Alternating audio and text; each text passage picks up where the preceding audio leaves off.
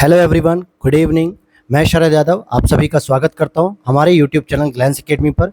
दोस्तों, अगर आप लोग सिविल सर्विसेज की तैयारी कर रहे हैं, यूपीएससी 2024 या यूपीपीसीएस 2024 अगर आप लोगों का टारगेट है, तो करंट अफेयर्स का रोल बहुत इंपॉर्टेंट है। और जिसमें करंट अफेयर्स के लिए हम लोग विजन आईएएस की मंथली मैगजीन को कवर कर रहे हैं, जिसमें मई की मैगजीन को ऑलरेडी कवर किया जा चुका है। और ये जो मैगजीन चल रही है दोस्तों, ये हमारी जून की मैगजीन चल रही है, जिसमें 3 से 4 लेक्चर ऑलरेडी हो चुके हैं। और आज हम लोग इकोनॉमिक्स के सेक्शन को शुरू करेंगे, क्योंकि हम लोगों ने इससे पहले पॉलिटी एंड इंटरनेशनल रिलेशन दोनों ही सेगमेंट को कवर कर लिया है। और इसी तरीके से ये लगातार 2024 के प्रीलिम्स तक लगातार ये सीरीज चलाई जाएगी और सभी सेगमेंट इसमें कंप्लीट किए जाएंगे।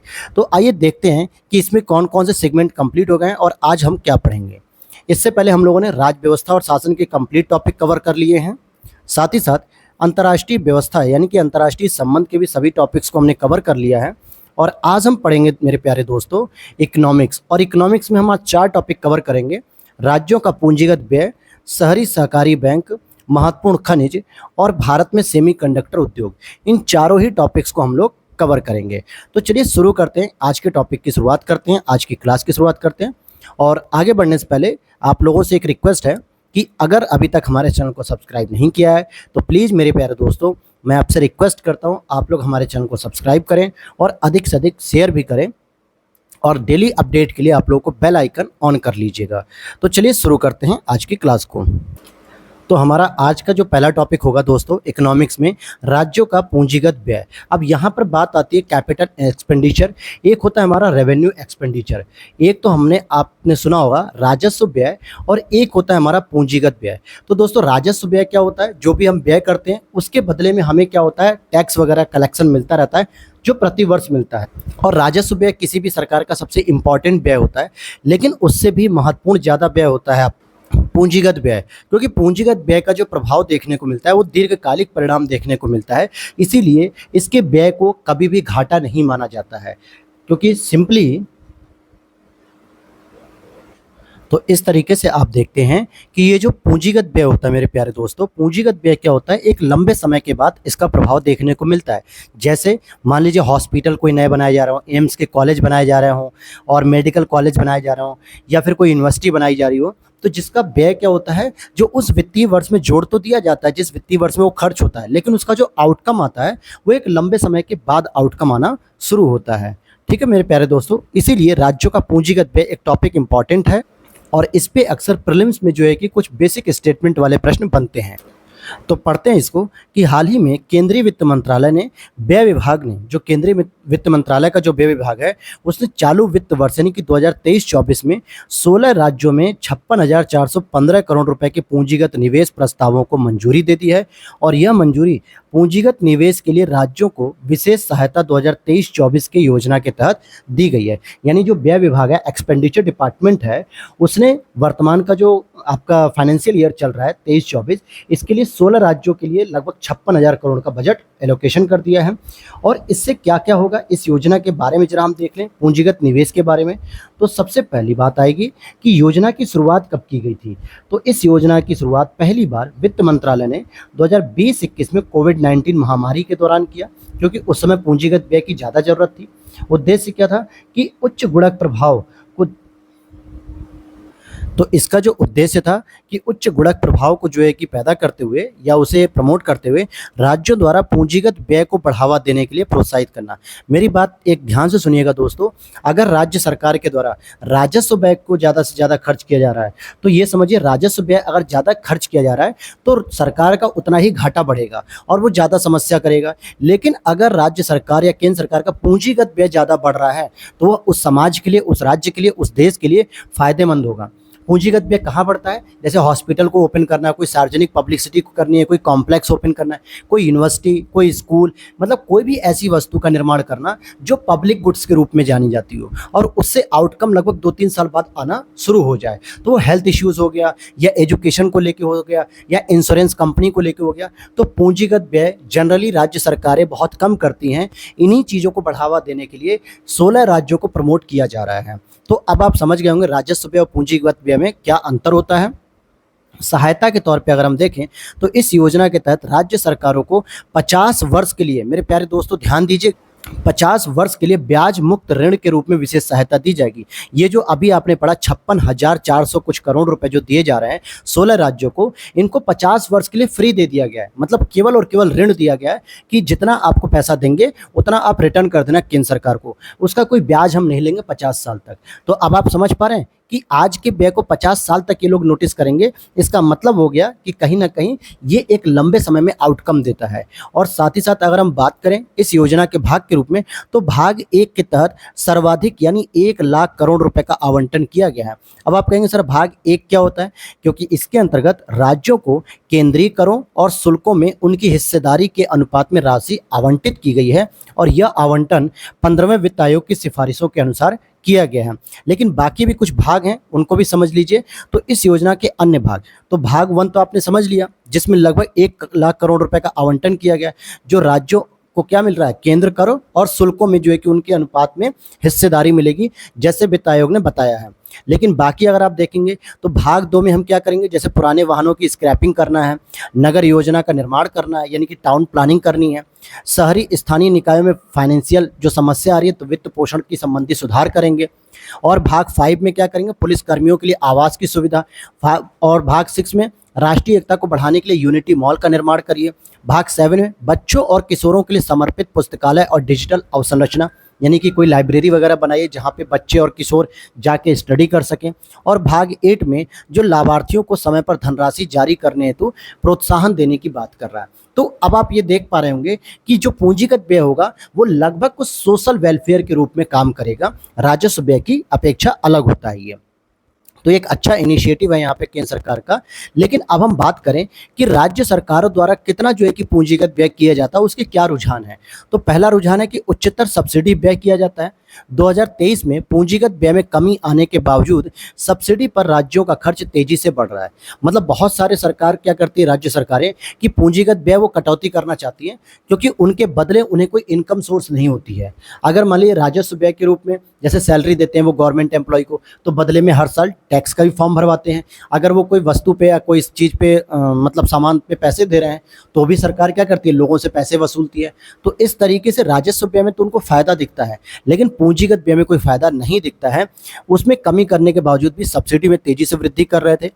पूंजीगत परिव्यय जीडीपी अनुपात, यानी कि कैपिटल आउटले कितना कर रहे हैं, पूंजीगत में कितना परिव्यय कर रहा हूँ, जीडीपी कितनी उनकी ग्रोथ हो रही है। तो राज्यों का जो पूंजीगत परिव्यय और जीडीपी अनुपात है 2021-22 में 2.3% से बढ़कर 22-23 में 2.9% होने की उम्मीद है। कहने का मतलब हो गया कि जो पूंजीगत परिव्यय है वो जीडीपी में लगभग इतने हिस्सेदारी को अपना बढ़ा सकता है। ऋण और राज्य सकल घरेलू उत्पादन यानी कि GSDP, gross state domestic production का जो रेशियो है वो ऋण और जीएसडीपी का अनुपात सर्वाधिक 48% पंजाब में हमें देखने को मिला। इसके बाद राजस्थान और हरियाणा का स्थान है।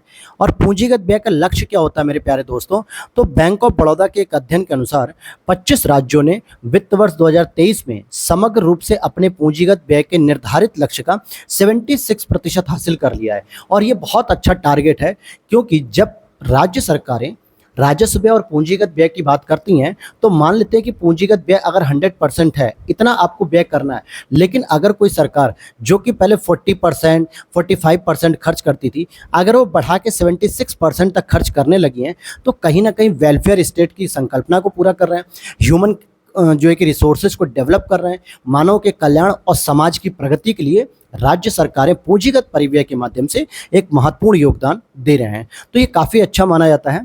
और दूसरा अगर हम देखें राज्यों द्वारा जो पूंजीगत व्यय है उसका महत्व क्या है, तो पूंजीगत व्यय उच्च गुणक लाभ प्रदान करते हैं और निजी निवेश में वृद्धि करते हैं, आपूर्ति संबंधी बाधाओं को कम कर सकते हैं। जैसे अगर हॉस्पिटल लगातार बनाए जाए, एजुकेशन के लिए यूनिवर्सिटी और स्कूल बनाया जाए, तो सप्लाई हो रही है कि नहीं हो रही है, एजुकेशन इंस्टीट्यूशन की, टीचर्स की सप्लाई हो रही है, हॉस्पिटल में डॉक्टर्स की सप्लाई हो रही है। तो इसका मतलब क्या हो गया कि जो भी पेशेंट आएंगे उन्हें डॉक्टर भी मिलेंगे समय पे, नए बच्चों का अगर एडमिशन होगा तो उन्हें टीचर और इंफ्रास्ट्रक्चर बिल्डिंग, ये सारी चीज़ें मिलेंगी। तो इससे क्या होता है, उच्च गुणक लाभ मिलता है, यानी कि एक लंबे समय में बेहतर क्वालिटी के साथ, क्वांटिटी नहीं क्वालिटी के साथ जो है कि समाज को लाभ देखने को मिलता है। तो ये बहुत अच्छी बात रहेगी। और इसी तरीके से भविष्य की समृद्धि की बात करेंगे तो पूंजीगत व्यय रोजगार सृजन, क्षमता विकास के माध्यम से भविष्य की आर्थिक समृद्धि में योगदान करते हैं।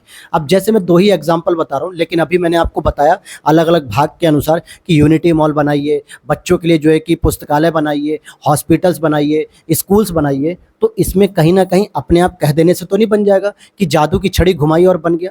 इसमें लेबर लगेंगे, बहुत सारा सामान बिकेगा, बहुत सारे मजदूरों की आवश्यकता पड़ेगी, तो कहीं ना कहीं रोजगार का डेवलपमेंट भी होगा और समावेशी विकास भी होगा, क्योंकि इसमें infrastructure, research, development, health, education और सामाजिक सेवाओं पर बल देने से यह व्यय समावेशी और सतत आर्थिक विकास को बढ़ावा देने में महत्वपूर्ण भूमिका निभाता है।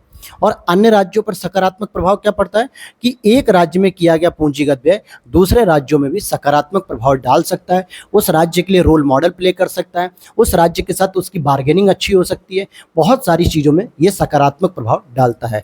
तो आई होप, उम्मीद करता हूँ कि आपको पूंजीगत व्यय के बारे में छोटी सी आउटलेट के तरीके से जानकारी हो रही होगी।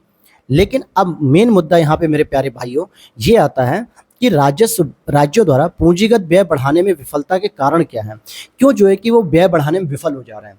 राज्य सरकारें सोच तो रही हैं कि हम पूंजीगत व्यय को बढ़ाएं और सोसाइटी को एक नई जो है कि एनर्जी और नया इंफ्रास्ट्रक्चर प्रोवाइड करें, लेकिन फिर वो विफल हो जा रहे हैं। क्यों?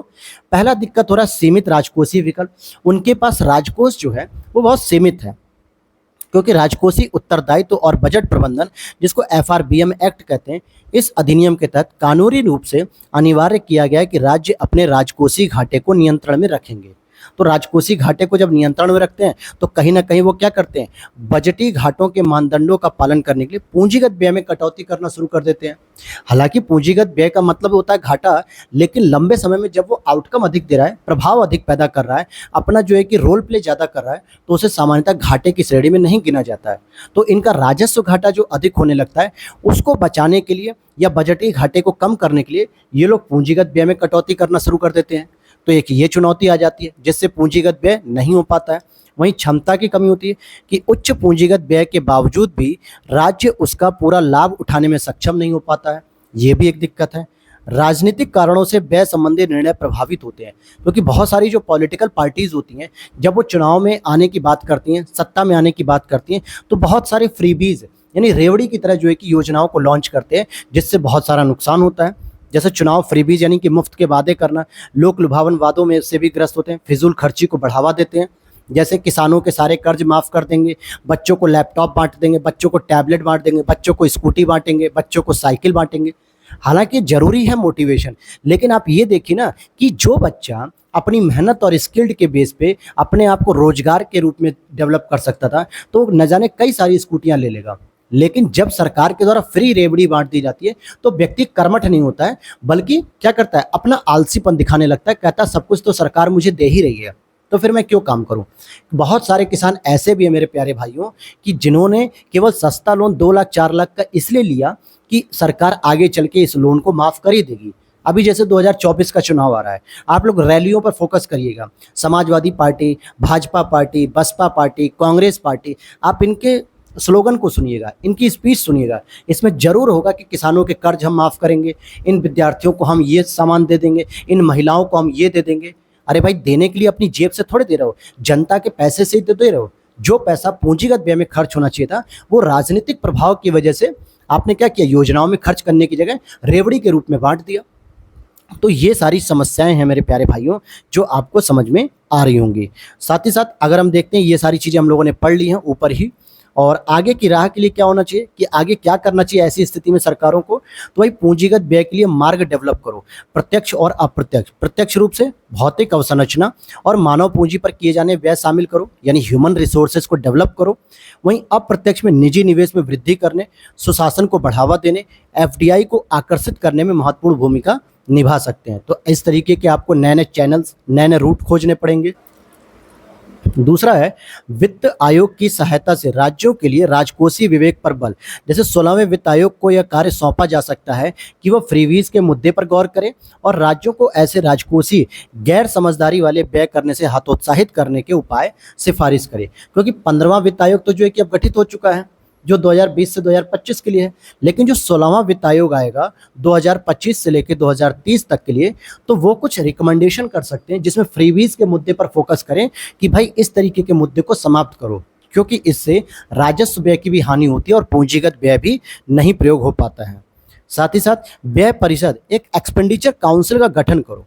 उससे क्या होगा, पूंजीगत व्यय के लिए एक्सपेंडिचर काउंसिल जैसे पर्यवेक्षी निकाय के गठन की आवश्यकता है, जिससे वो देखती रहे कि कौन सी राज्य सरकार अपने पूंजीगत परिव्यय को ढंग से कर रही है कि नहीं, कितनी मात्रा में कर रही है। ये सभी जानकारियां राज्य सरकार के बारे में उसे होनी चाहिए। और वहीं राजस्व के स्रोतों में भी वृद्धि करो, क्योंकि खाली कह देने से या मेरे यहाँ पे समझा देने से और आपके लेक्चर को समझ लेने से राजस्व व्यय में वृद्धि नहीं हो पाएगी, ना पूंजीगत व्यय में वृद्धि होगी। भाई पूंजीगत व्यय में वृद्धि करने के लिए सरकार के पास पैसा तो होना चाहिए, और पैसा टैक्स कलेक्शन से आता है, और टैक्स कलेक्शन के लिए राजस्व जो स्रोत होते हैं उन पे फोकस ज़्यादा होना चाहिए। तो राजस्व की सृजन क्षमता को बढ़ाने की आवश्यकता है कि किस प्रकार से आप राजस्व का सृजन कर सकते हैं। इसके लिए बिजली, खनन जैसे वैकल्पिक स्रोतों का उपयोग कर सकते हैं।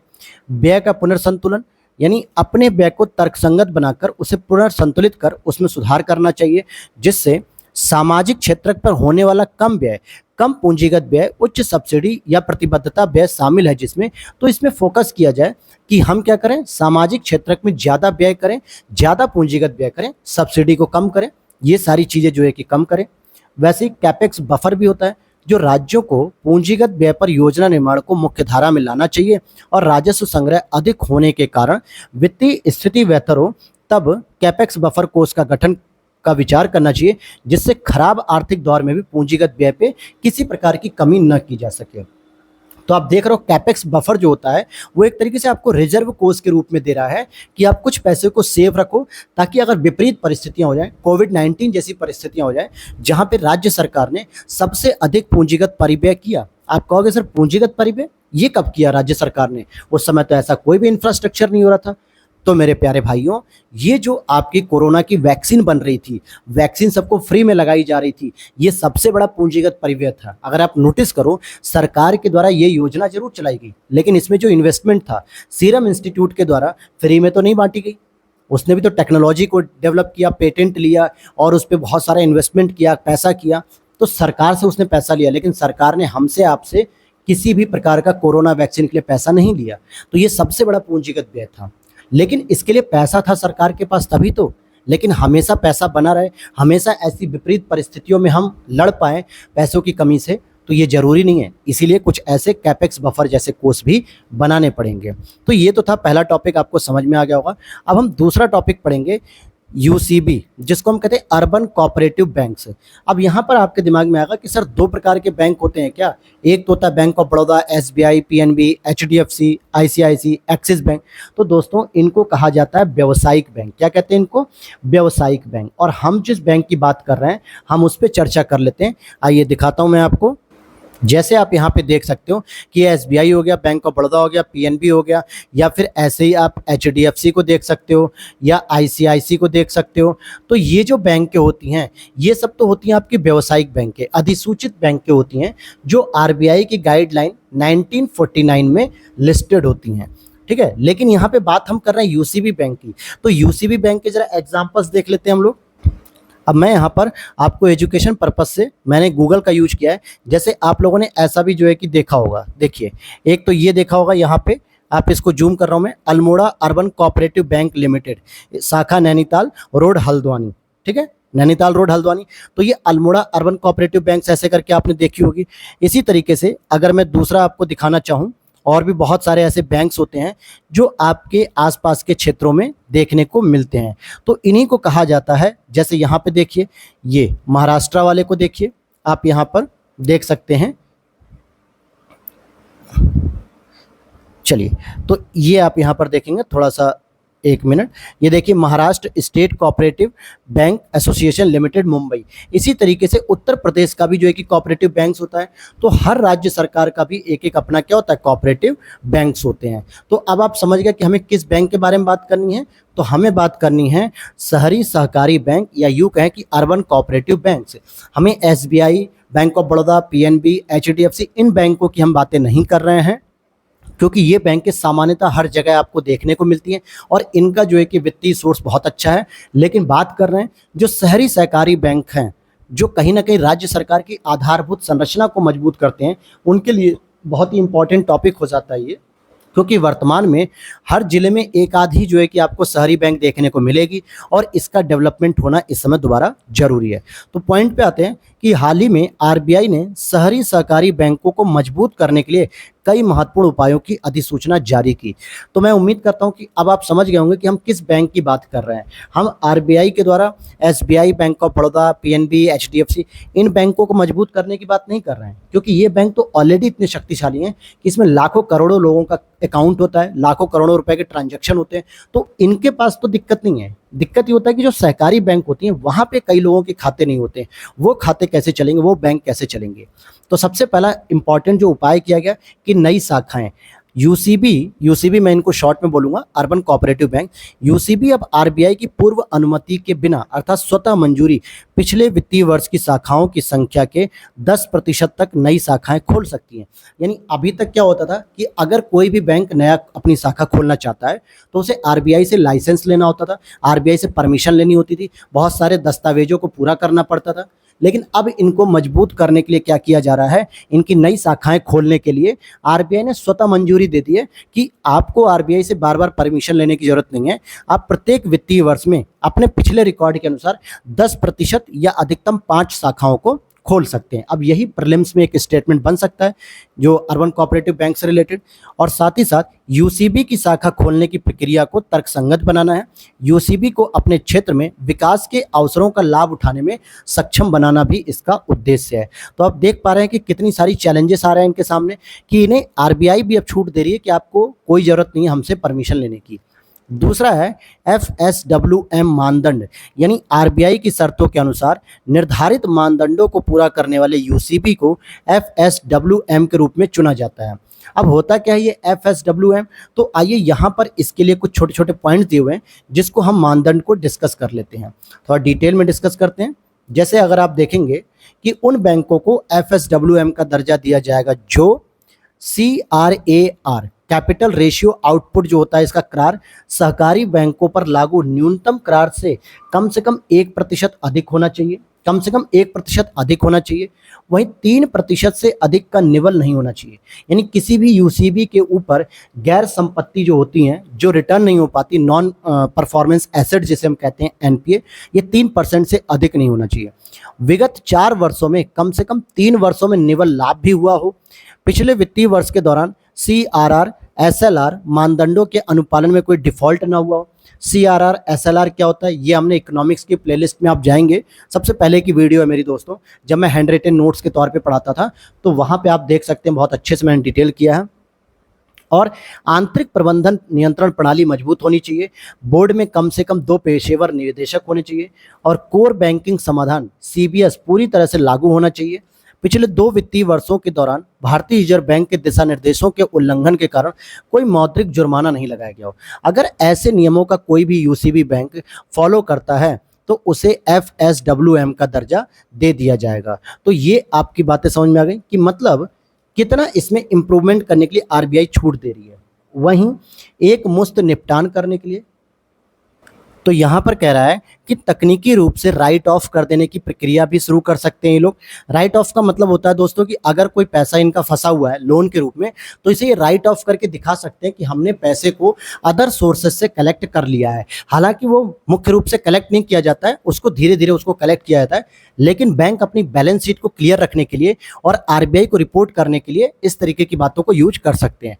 तो आरबीआई खुद इस तरीके की बातें कह रहा है कि भाई आप राइट ऑफ कर सकते हो। वहीं अगर आगे देखते हैं तो प्राथमिकता प्राप्त क्षेत्र को ऋण संबंधी लक्ष्य PSL मतलब कि प्राइमरी सेक्टर जो लैंडिंग होते हैं, जैसे कृषि क्षेत्र हो गया, शिक्षा क्षेत्र हो गया और इस तरीके के बीमा सेक्टर हो गए, जिनमें प्रायोरिटीज के बेस पे हमें ऋण देना चाहिए, तो इन लक्ष्यों को प्राप्त करने की समय सीमा 2 साल यानी 31 मार्च 2026 तक बढ़ा दिया गया है। अगर कोई यूसीबी बैंक, मान लीजिए PSL का क्या कहा जाता है कि जितना भी आप ऋण देना चाहते हो 100%, उसका लगभग 40% आपको इस सेक्टर में देना पड़ेगा PSL में। जैसे कृषि को दीजिए, एजुकेशन को दीजिए, इंश्योरेंस को दीजिए, वृद्धावस्था को दीजिए।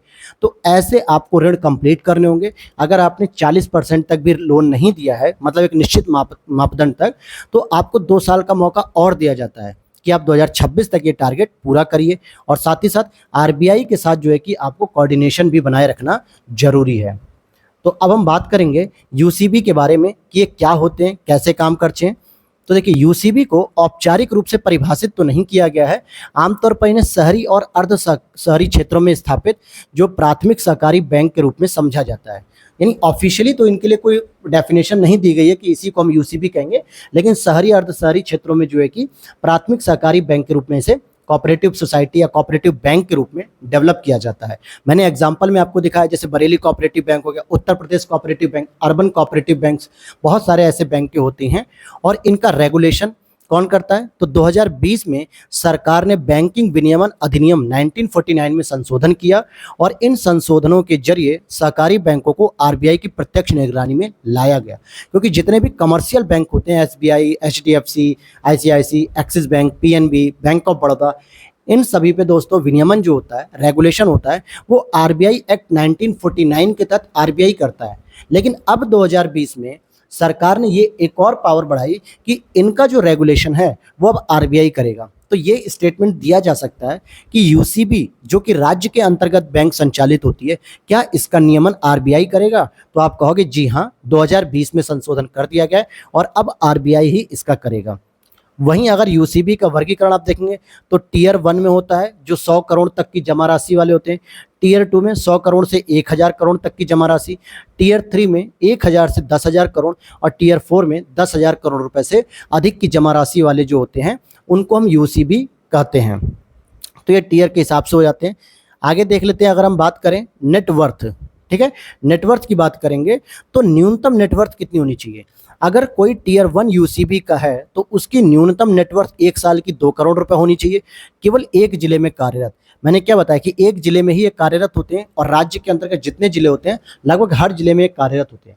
तो एक जिले की उसकी नेटवर्थ टीयर 1 वाले की 2 करोड़ होनी चाहिए और अन्य सभी टीयर 1, 2, 3 के लिए लगभग न्यूनतम 5 करोड़ रुपए होना चाहिए। तो नेटवर्थ भी उसकी इतनी होती है। जोखिम भारित संपत्ति की तुलना में पूंजी अनुपात, कहने का मतलब हो गया कि capital to risk weightage asset ratio, यानी जितना आपका जोखिम वाला रेशियो वाला जो अनुपात हो चुका है, जोखिम वाली पूंजी हो गई जिसको आपने लोन दे दिया लेकिन अब उसके वापसी की कोई उम्मीद नहीं है, तो उसका जो रेशियो है, तो टीयर 1 यूसीबी को सतत आधार पर जोखिम का रेशियो 9% होना चाहिए और टीयर 2 और 4 वाले का जो रेशियो होना चाहिए वो 12%, उससे ज़्यादा नहीं होना चाहिए। और पीएसएल संबंधी जो लक्ष्य है, अपने कुल ऋण का 75% पीएसएल के लिए रखना होगा, जबकि मैंने क्या बताया था एक एग्जांपल के तौर पे 40%। तो अब आप देख सकते हैं कि पीएसएल के रूप में इन्हें किसको किसको देना है, जैसे एमएसएमई को ऋण दीजिए, निर्यात सेक्टर को ऋण दीजिए, आवास को, शिक्षा को, कृषि को, इन सभी को आपको ऋण देना पड़ेगा लगभग 75%। तो ये सारी चीज़ें हो गई। लेकिन अब बातें आती हैं कि इससे संबंधित समस्याएं भी तो बहुत हैं। क्या क्या समस्याएं? जैसे उच्च सकल गैर निष्पादित परिसंपत्तियां, क्योंकि इन्होंने इतना अधिक पैसा दे दिया लोगों को लोन के रूप में जो आज तक रिटर्न नहीं हो पाया। तो आरबीआई ने एक वित्तीय स्थिरता रिपोर्ट 2023 जारी की जिसमें कहा कि यूसीबी का जो सकल एनपीए है वो लगभग 8.7% है, जबकि कमर्शियल बैंक के जो हैं जिसमें SBI, PNB, HDFC, Axis bank, ICICI bank, मतलब वह बैंक जो हम लोग नॉर्मली हर जगह देखने को मिलती हैं, जिनके एटीएम्स हम लोग यूज़ करते हैं, उनका 3.9% है केवल। तो यूसीबी की जो है कि ज़्यादा समस्या है, वो ज़्यादा लोन बांट चुका है और रिटर्न कुछ नहीं मिला। गवर्नेंस संबंधी समस्या, यूसीबी में कई प्रकार की आंतरिक कमजोरियां भी हैं और धोखाधड़ी को रोकने में असमर्थ है। सर्वोत्तम कार्य प्रणाली को अपनाने में असमर्थ है, जैसे फिनटेक जैसी नई संस्थाओं द्वारा अपनाई गई अत्याधुनिक प्रौद्योगिकियां यूसीबी के विशेष ग्राहक समूहों को अपनी ओर आकर्षित कर रही है, इसीलिए अब यूसीबी से लोग दूरी बना रहे हैं। वहीं शीर्ष प्रबंधन का प्रभुत्व भी यहाँ पे एक सबसे बड़ी चुनौती है और उच्च लागत आय अनुपात। अधिकांश यूसीबी कार्यकुशलतापूर्वक काम करने में विफल हैं क्योंकि उनका जो लागत आय अनुपात उच्च स्तर पर रहता है, यानी जितनी वो लागत लगाते हैं उतनी उसकी आय नहीं हो पाती। वाणिज्यिक बैंकों की तुलना में इनका औसत लागत अनुपात लगभग 10% अधिक है, तो ये भी एक प्रॉब्लम्स है। वहीं ऋण बाजार और तरलता संबंधी भी इनका जोखिम ज़्यादा है। क्योंकि आरबीआई ने जो स्थिरता रिपोर्ट दी थी 2023 में, उसमें कहा कि इनका ऋण जोखिम, क्योंकि ऋण के डिफॉल्ट होने का जोखिम और किए गए निवेश में संबंधित जोखिम भी बहुत ज़्यादा है। ये जिसको भी लोन दे रहे हैं वो जोखिम पैदा कर रहा है, यानी कि वो लोन वापस नहीं आ रहा है। बाजार का जोखिम है, ट्रेडिंग बुक और बैंकिंग बुक में ब्याज दर में जोखिम हो रहा है। वहीं तरलता जोखिम है, नकदी की कमी भी इसमें एक बड़ी चैलेंजेस के रूप में देखने को मिलती है हमें। तो आगे देख लेते हैं हम लोग। बैंकिंग क्षेत्र में कम हिस्सेदारी, इनका यूसीबी की बाजार हिस्सेदारी कम रही है, लगभग 3% ही है। तो चलिए, हमने बहुत सारी नेगेटिव बातें देख ली, लेकिन जरा हम यूसीबी का महत्व भी तो देखें। जिन लोगों के पास व्यावसायिक बैंकों के खाते नहीं है, वो यूसीबी में खाता अगर रखते हैं तो उनको क्या क्या महत्व होते हैं। पहला, घरेलू क्षेत्र पर केंद्रित होता है, कोई भी फॉरेन एक्सचेंज नहीं करता है। ये ज़मीनी स्तर पे बेहतर नेटवर्क डेवलप करता है, जहां गांव-गांव के क्षेत्रों में लोगों के पास बैंक नहीं होते हैं तो वहां पे ये विकास करते हैं। स्थानीय आवश्यकताओं के अनुरूप इनको तैयार किया गया है। साथ ही ये व्यापक स्तर पे वित्तीय समावेशन के लिए उपयोग किए जाते हैं और कमज़ोर वर्गों के आर्थिक उत्थान में सहायता भी प्रदान करते हैं, जैसे एमएसएमई हो गया, आपका एग्रीकल्चर सेक्टर हो गया, एजुकेशन हो गया, आवास हो गया। इन सभी में मुख्य रूप से लोग 75% अपना लोन दे रहे हैं, जबकि बाकी व्यावसायिक बैंक नहीं देती हैं, क्योंकि व्यावसायिक बैंक 30% या 40% ही देती हैं और उचित ब्याज दरों पर ऋण भी प्रदान करती हैं। साथ ही साथ बैंकिंग सुविधा से रहित व्यापक क्षेत्रों तक ये पहुंच भी प्रदान करते हैं जहां पे बैंकिंग सुविधाएं नहीं है। तो ये इंपॉर्टेंस भी है इनकी। और अब हम बात करें कि इनकी समस्याओं के समाधान के लिए कुछ पहल के रूप में, तो पर्यवेक्षित कार्रवाई फ्रेमवर्क दोस्तों, इसमें वित्तीय संकट का सामना कर रहे जितने भी यूसीबी हैं उनके संकटों का शीघ्र समाधान पे बल दिया जाना चाहिए फटाफट। और आरबीआई है वो पर्यवेक्षित कार्रवाई करता है। स्वैच्छिक रूपांतरण के लिए योजनाएं, क्योंकि आरबीआई ने 2018 में जो एलिजिबल यूसीबीज थी उनको लघु वित्त बैंक यानी कि स्मॉल फाइनेंस बैंक में स्वैच्छिक रूप से रूपांतरण होने के लिए एक योजना की घोषणा की थी कि अगर आप चाहते हैं कि हम यूसीबी के रूप में काम ना करें तो आप लघु वित्त बैंक बन जाइए, जो क्या करेगा, छोटे छोटे इंडस्ट्रीज को सपोर्ट करेगा। आरबीआई के द्वारा, सरकार के द्वारा उसे सपोर्ट मिलेगा। अम्ब्रेला संगठन डेवलप कर सकते हैं। आरबीआई ने यूसीबी क्षेत्र के लिए एक अम्ब्रेला संगठन के गठन हेतु 2019 में विनियामक स्तर पर अनुमति दी थी। इसमें यूसीबी को स्वैच्छिक आधार पर अम्ब्रेला संगठन में पूंजीगत योगदान देने की अनुमति दी गई थी। और भी कदम उठा सकते हो, जैसे यूसीबी को अपने ग्राहकों को डोर स्टेप बैंकिंग सेवाएं प्रदान करनी चाहिए, मतलब घर घर जाके जो है कि उनकी सेवाएं देनी चाहिए। और साथ ही साथ व्यक्तिगत आवास ऋण की सीमा भी दोगुनी से अधिक कर दी गई है। जैसे शहरी सहकारी बैंकों ने क्या किया, जो आवास बनाने के लिए जो लोन दिए जाते हैं उसकी लिमिट्स भी क्या कर दी गई, बढ़ा दी गई, डबल कर दी गई सीधे। तो ऐसा नहीं है कि एफर्ट नहीं हो रहा है, काफ़ी कुछ एफर्ट हो रहे हैं यूसीबी बैंक में, धीरे धीरे इनके में भी सुधार किया जा रहा है। तो अब आप समझ गए होंगे यूसीबी बैंक की बातें।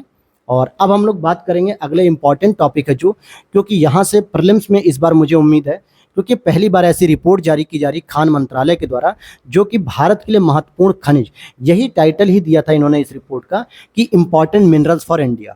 तो भारत के लिए महत्वपूर्ण खनिजों के बारे में बात करेंगे हम।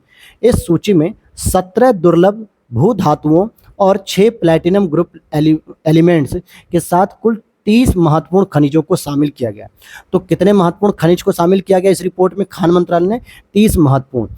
अब यहाँ पर ध्यान दीजिएगा कि ये जो भू धातु लिखी हुई है REE, तो आइए इसकी मैं पहले आपको फुल फॉर्म दिखा देता हूँ कि क्या होता है REE। तो यहाँ देखेंगे कि रेयर अर्थ एलिमेंट्स, यानी ऐसे एलिमेंट जो रेयर ही मिलते हैं हमें, जो है कि जो रेयर ही हमें देखने को मिलते हैं।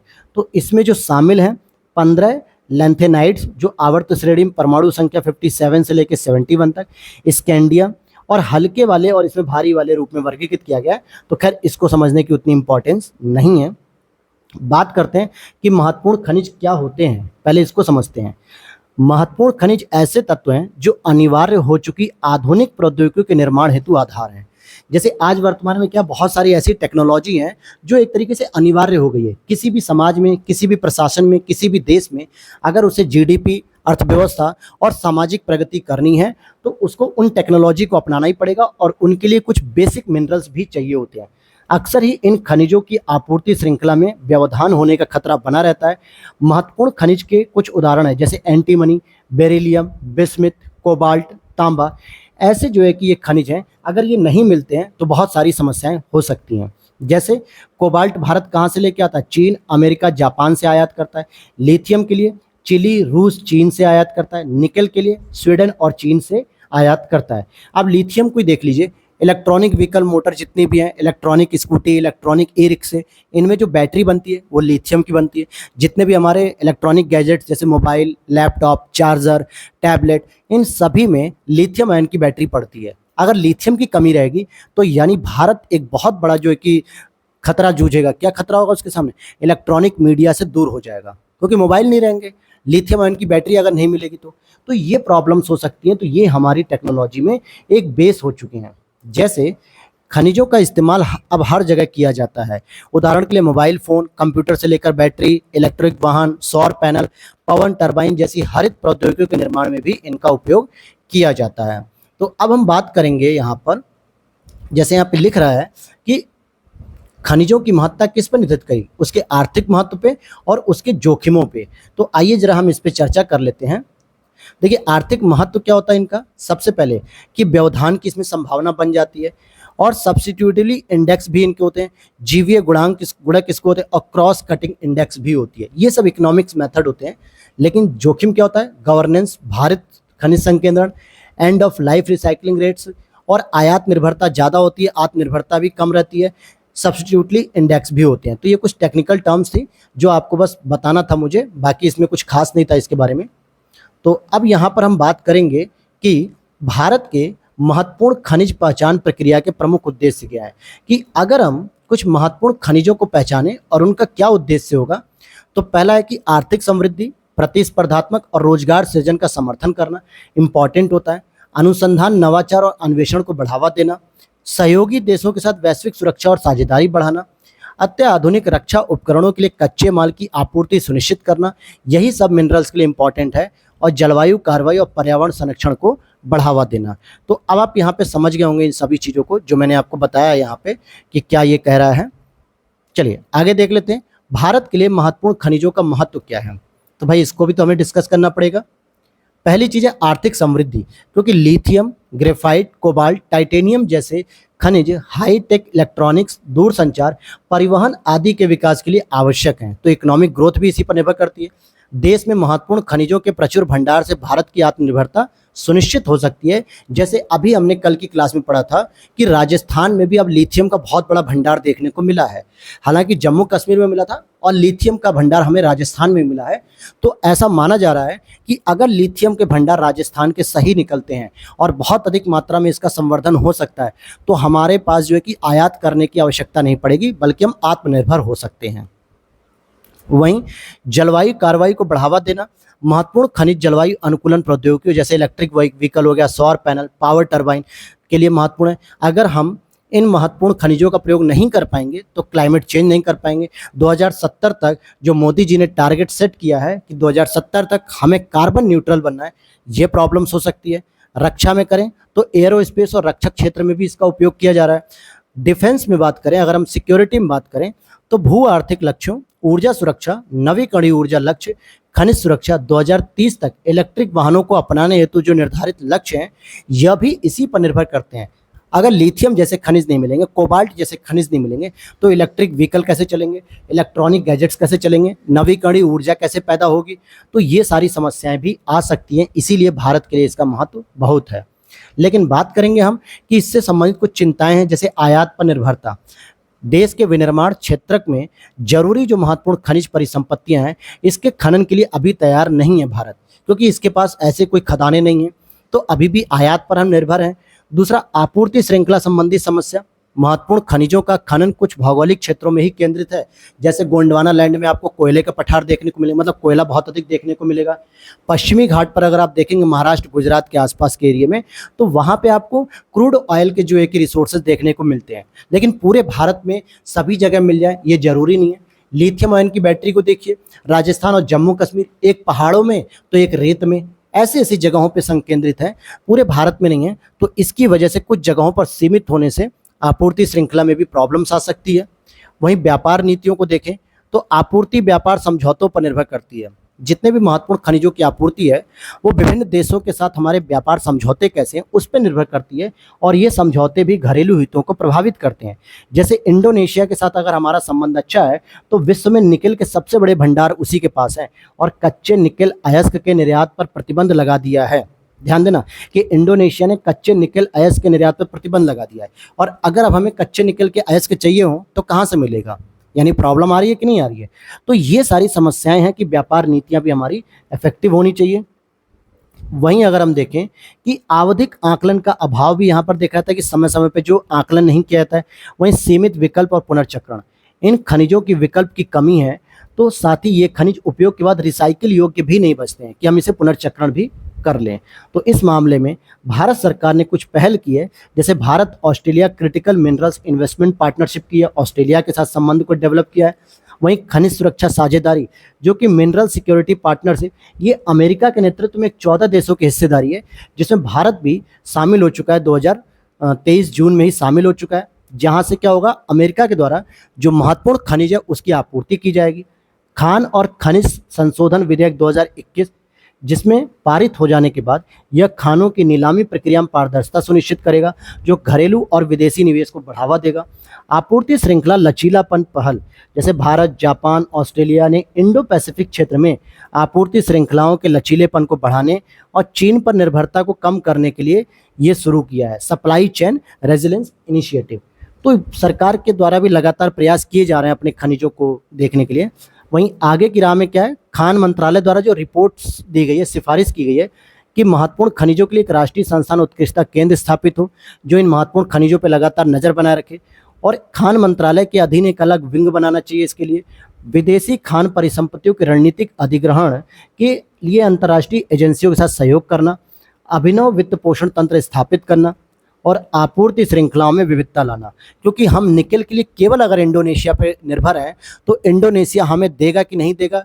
मान लीजिए किसी समय अगर वॉर हो जाए, कोई युद्ध आ जाए या कोई ऐसी विपरीत परिस्थितियां जहां इंडोनेशिया अपने आप को ही रिजर्व कर दे, भारत को निकल न दे। चिली जो है कि अगर तांबे को देना बंद कर दे, लिथियम प्राप्त होना बंद हो जाए, तो बहुत सारी समस्याएं आ सकती हैं।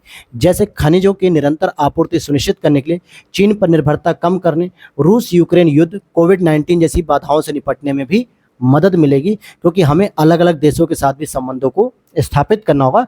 और राष्ट्रीय फ्रेमवर्क में हमें क्या करना चाहिए, इससे लिथियम सेल के स्वदेशी विकास में तेजी लाने और एक विश्वसनीय मूल्य श्रृंखला बनाने में मदद मिलेगी। जैसे अभी सेमीकंडक्टर पॉलिसी लाई गई है गुजरात सरकार के द्वारा, और वहाँ पे सेमीकंडक्टर के लिए एक बहुत बड़ा जो है कि इंडस्ट्री खोला जा रहा है। तो कहीं ना कहीं भारत सेमीकंडक्टर के मामले में क्या होगा, अब आत्मनिर्भर बनेगा। तो मोबाइल इलेक्ट्रॉनिक गैजेट सस्ते होंगे, किसी दूसरे देश पे हमें निर्भर नहीं रहना पड़ेगा। तो ये एक अच्छा इनिशिएटिव है, इस तरीके से ही भारत सरकार को इनिशिएटिव लेने पड़ेंगे। तो आई होप आपको समझ में आ गया होगा ये वाली चीज़ें। अब हमारा एक अगला टॉपिक है और लास्ट रहेगा आज का टॉपिक हमारा, भारत में सेमीकंडक्टर उद्योग। केंद्र सरकार ने संशोधित सेमिकॉन इंडिया प्रोग्राम के तहत केंद्र सरकार ने क्या किया है, भारत में सेमीकंडक्टर फैब्स और डिस्प्ले फैब्स स्थापित करने के लिए नए आवेदन आमंत्रित करने का निर्णय लिया है। इलेक्ट्रॉनिक्स और सूचना प्रौद्योगिकी मंत्रालय ने 2021 में सेमिकॉन इंडिया कार्यक्रम शुरू किया गया था, जिसका उद्देश्य क्या था कि कंपनियों भागीदारों को आकर्षक प्रोत्साहन सहायता प्रदान करना, जो silicon semiconductor fabs, display fabs, compound semiconductor design करने में लगे हों। और इस योजना की जो अवधि है वो 6 वर्षों के लिए है और नोडल एजेंसी के रूप में इलेक्ट्रॉनिक्स और सूचना प्रौद्योगिकी मंत्रालय को ही बनाया गया है। तो ये हो गया यहाँ पर। और आगे देख लेते हैं इसके बारे कि भारत में सेमीकंडक्टर बाजार कैसा है। तो भारत का सेमीकंडक्टर बाजार 2026 तक लगभग $64 बिलियन पहुंच जाएगा। कितना पहुंच जाएगा? $64 बिलियन, जो कि 2019 की तुलना में 3 गुना अधिक है। और साथ ही साथ भारत में सेमीकंडक्टर की खपत जो है वो 15.1% की दर से बढ़ रही है, क्योंकि जितने भी इलेक्ट्रॉनिक गैजेट्स हैं उसमें लिथियम बैटरी और सेमीकंडक्टर का लगा होना कंपलसरी है।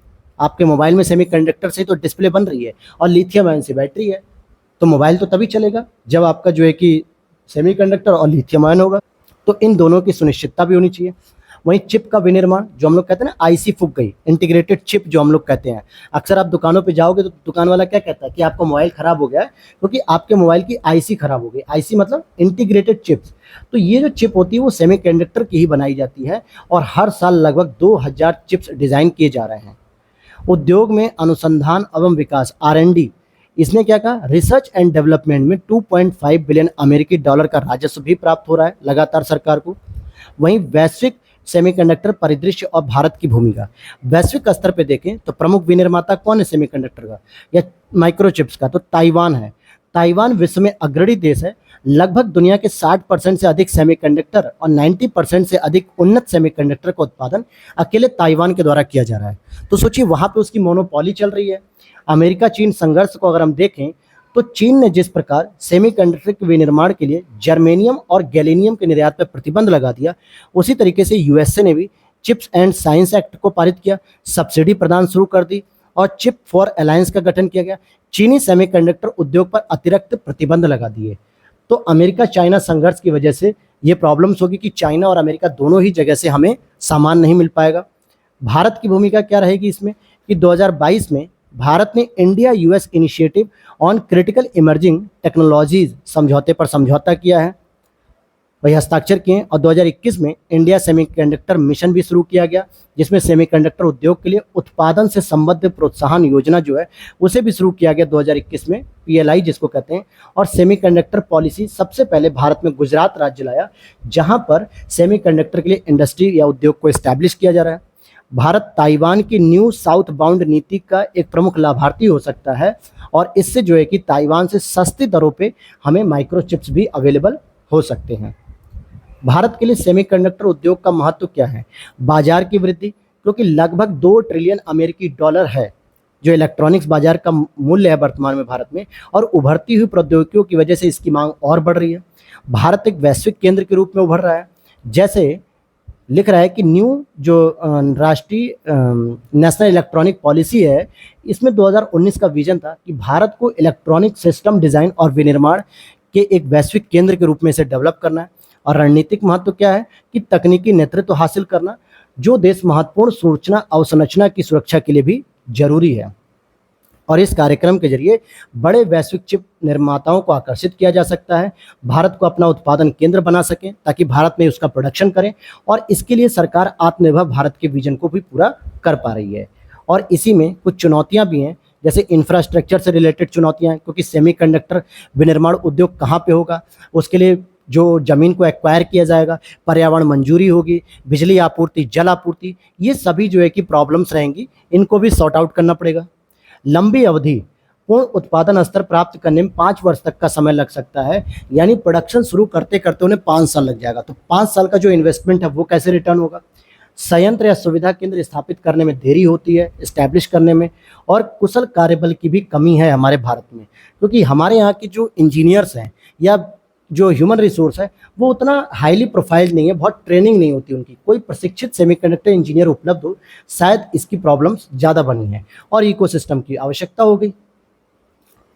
और हम आगे की राह में क्या कर सकते हैं? सबसे पहले हमें इकोसिस्टम को डेवलप करना होगा, यानी सेमीकंडक्टर डिज़ाइन, विनिर्माण, सुविधाओं के अलावा आपूर्ति श्रृंखला प्रबंधन को भी यूज करना पड़ेगा, कौशल विकास डेवलप करना पड़ेगा, रिसर्च एंड डेवलपमेंट पे अधिक ध्यान देना पड़ेगा, नवाचार संस्कृति विकसित करने की जरूरत है, उद्योगों को प्रोत्साहन देने के लिए पीएलआई जैसी योजनाओं को चलाना पड़ेगा और जन भागीदारी को भी बढ़ाना होगा। साथ ही साथ विदेशी कंपनियों को आकर्षित करना, भारत को अनुकूल माहौल तैयार करने की आवश्यकता है ताकि कंपनियों को भारत में विनिर्माण बेस स्थापित करने के लिए आकर्षित किया जाए।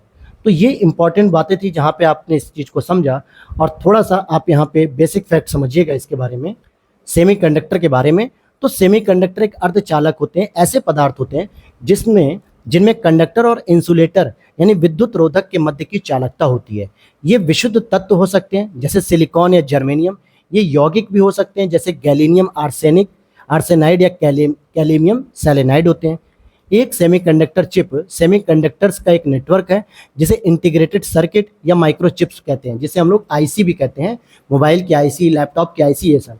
और सेमीकंडक्टर का उपयोग करने वाले औद्योगिक उत्पादों में शामिल है जैसे मोबाइल उपकरण, मोबाइल में सेमीकंडक्टर जो होती है आईसी लगती है, दूरभाष उपकरण, औद्योगिक मशीनरी, कंप्यूटर, ऑटोमोबाइल, इन सभी में आईसी का यूज होता है। तो लगातार जैसे जैसे टेक्नोलॉजी बढ़ रही है वैसे वैसे आईसी की भी ज़रूरत पड़ती है। तो ये तो था आज का लेक्चर। आप लोग कमेंट करके बताइएगा दोस्तों कि कैसा लगा आपको इस हिंदी मीडियम प्रोफाइल का सबसे जो है कि इकोनॉमिक्स का लेक्चर। और पूरे यूट्यूब पे आप ऑब्जर्व कर सकते हैं, हमारे प्लेटफॉर्म से बेहतर कोई भी आपको विजन आईएएस की मैगजीन नहीं पढ़ा रहा है। अगर पढ़ा रहा होगा तो प्लीज़ आप जो है कि उससे पढ़ सकते हैं, मैं कोई दबाव नहीं दूंगा। लेकिन अगर आपको हमारा चैनल अच्छा लग रहा है, हमारे चैनल पे अच्छे से कंटेंट आपको दिया जा रहा है, सेटिस्फाई किया जा रहा है, तो प्लीज़ बस चैनल को सब्सक्राइब जरूर कर लीजिएगा, क्योंकि बहुत सारे स्टूडेंट्स हैं जो देखते तो रेगुलर हैं लेकिन उसे सब्सक्राइब नहीं करते हैं। तो प्लीज़ दोस्त सब्सक्राइब कर लेंगे, थोड़ा हमें भी मोटिवेशन मिलेगा ताकि हम और भी इनिशिएटिव आपके लिए ले पाएँ। मिलते हैं नेक्स्ट वीडियो में। थैंक्स फॉर वॉचिंग दोस्तों।